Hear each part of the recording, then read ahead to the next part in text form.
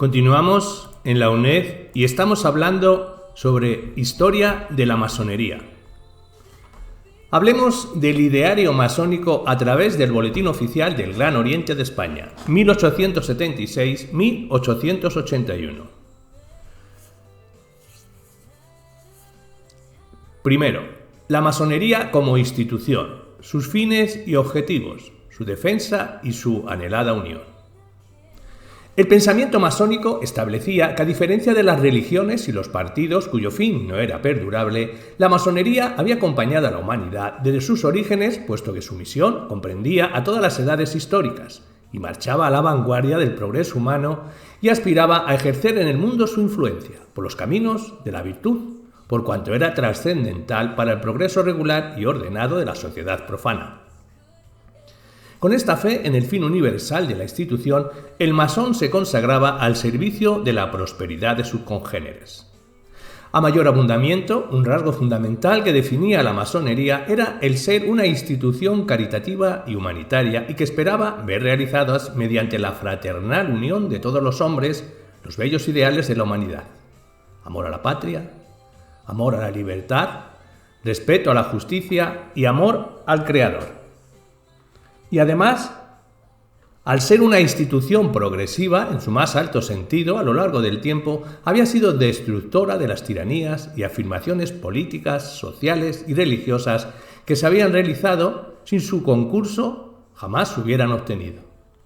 De ahí que se afirmase que la humanidad tenía una deuda con la masonería.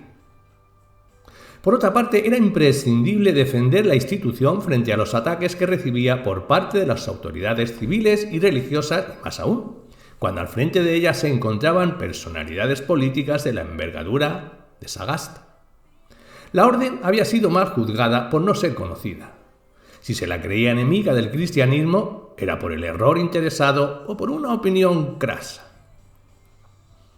En cuanto a la unión de los masones, es una idea persistente que recorre abundantemente las páginas del boletín. Fragmentación escandalosa contra las sagradas leyes de la institución, en las que la soberanía sobre cada territorio nacional solo podía ser ostentada por un Gran Oriente.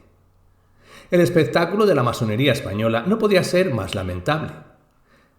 Al contenderse el territorio hispano, diversos grandes orientes que consideraban legítimos y regulares. La anhelada unión de los masones no solo era para cumplir con la legalidad o regularidad masónica, sino también se imponía con vistas a ejercer influencia en los destinos de la sociedad española. Respecto a la mujer, se trataba de poner en evidencia su situación de inferioridad a causa de la actuación egoísta del hombre. Segundo punto: división de la historia y concepción armónica del mundo a través de las leyes de la naturaleza. En el mundo siempre había existido la lucha entre la libertad y la tiranía, y en esa lucha la orden masónica, que buscaba la paz y la tolerancia, condenaba la guerra como expresión infernal de la fuerza bruta. La guerra debía ser sustituida por congresos internacionales de arbitraje. Una explicación genérica sobre las causas de la guerra se ajustaba a una realidad de individuos, no de estructuras, y así se explicaban como causas las ambiciones desatinadas de los poderosos, las supersticiones absurdas, excitadas por mezquinos intereses o espíritus fanatizados. Tercer punto: la masonería y su relación con la política. Era una ley fundamental el respeto a las autoridades políticas y civiles, al igual que en la logia no podían suscitarse discusiones políticas, ni tampoco la masonería, como tal, podía mezclarse en luchas partidistas. La institución, respetando siempre la legalidad política establecida, no aspiraba a dominar el mundo apoderándose por la intriga o las conspiraciones de las riendas del gobierno, porque su misión era mucho más alta. Sobre la aparición de las revoluciones, ni las precipitaba ni las detenía, pero en los tiempos de la reacción, como en los críticos momentos de las grandes agitaciones, dedicaba su actividad y encaminaba sus esfuerzos a suavizar asperezas y evitar catástrofes que podían producirse con el choque de encontrados intereses y de pasiones violentas. El masón debía ser el mejor ciudadano en todos los terrenos, por su virtud y por sus conocimientos basados en la moral, y no debería admitirse a quien no ofreciera sólidas garantías de virtudes cívicas. Consideraba al liberalismo como el hijo querido de la institución, y de acuerdo con este concepto, el masón debía luchar por la libertad de los pueblos, la independencia de los poderes y las instituciones, es decir, cumplir el programa ideológico liberal. Y todos los hombres podían tener cabida en la institución siempre que no fuesen enemigos de la libertad. Cuarto, patriotismo, nación y fraternidad. El patriotismo era admitido por los masones como una ley fundamental, dado el respeto que se debía tener a la autoridad y el amor a la patria. Este patriotismo llevaba consigo la defensa de la unidad de la misma. El masón debía amar su nación y conservarla, dado que el sentimiento de fraternidad universal no estaba reñido con el sentimiento a su nación. La nación era un organismo social, necesario, y era de necesidad absoluta para el progreso y bienestar de la humanidad. Los atentados contra la independencia de la nación no podían hacerse en nombre de principios liberales y civilizadores, puesto que la fraternidad, última expresión y quinta esencia del liberalismo, odiaba mortalmente las agresiones armadas y ya la civilización había condenado el bárbaro derecho a la fuerza. Y ante una agresión injusta, que sería bárbara y criminal, atacando la independencia de la patria, se debía tener abnegación bastante para sacrificar los intereses individuales en aras de la paz. Si bien dejaba una puerta abierta a la defensa armada, si con ella actitud lastimaba los intereses de la patria y el bienestar de sus conciudadanos. Quinto, la masonería y la religión. La creencia racional en un ser supremo, como Padre omnipotente, era consustancial con la doctrina masónica. Y Dios no solo era el creador, sino que también era civilizador y regenerador, porque estatuía la paz y el amor entre los hombres, que debían considerarse iguales.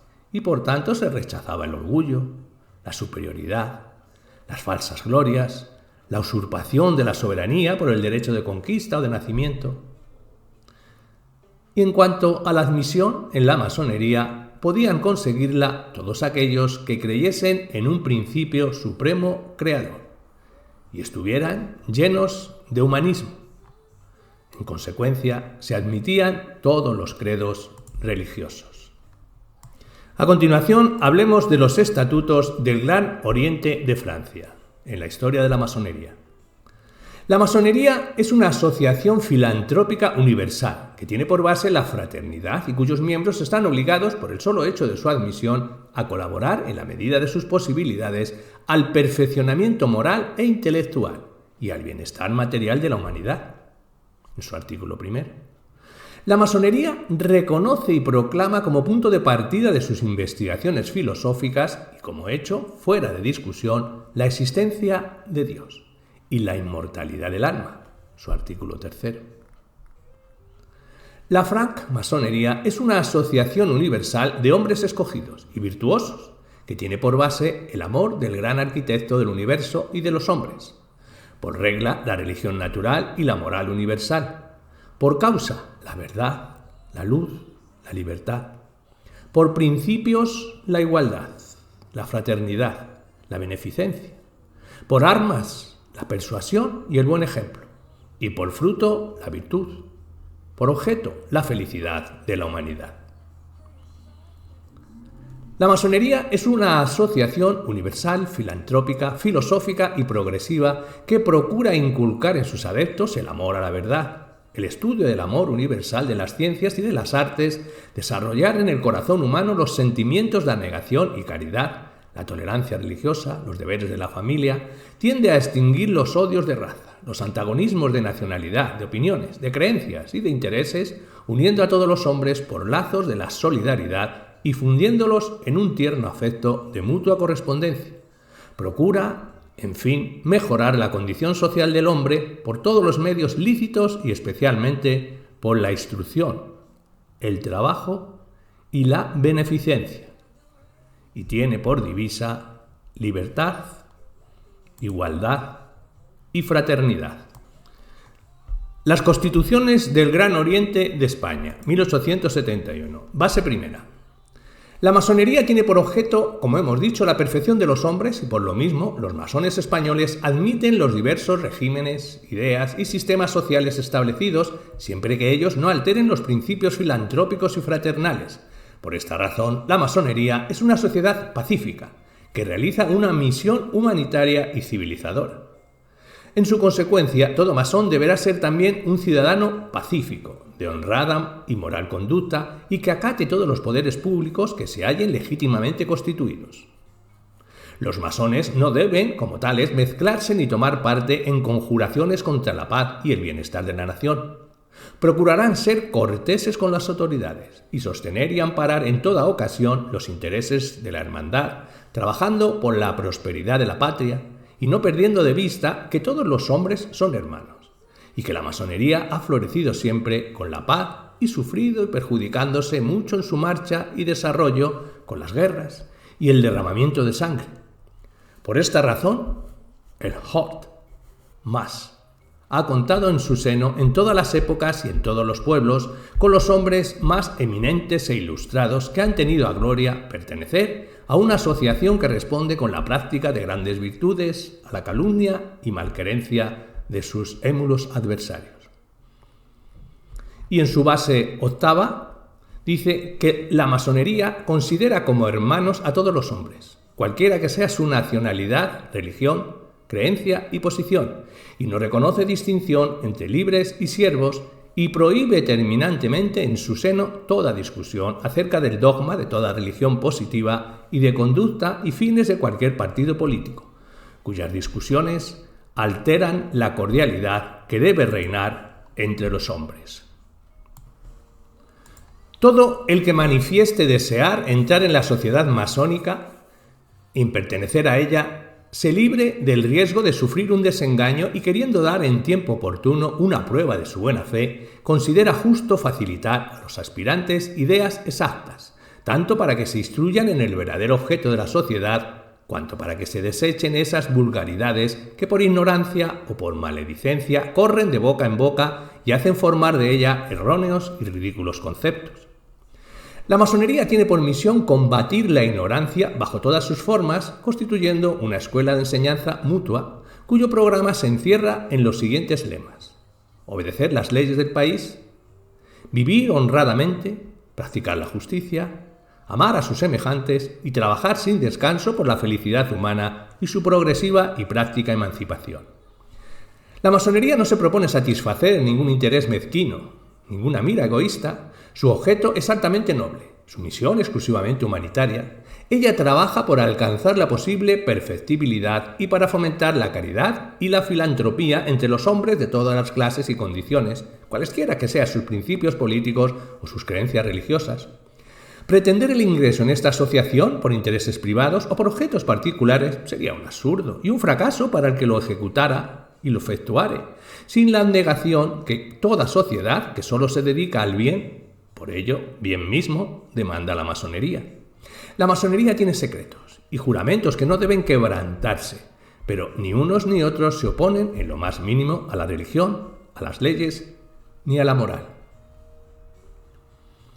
El aspirante que intentare su incorporación por curiosidad no conseguirá su objeto, porque los misterios en que está envuelta la masonería se van comunicando por grados que se confieren, después de muchas pruebas de fidelidad al que más lo merece y menos lo solicita.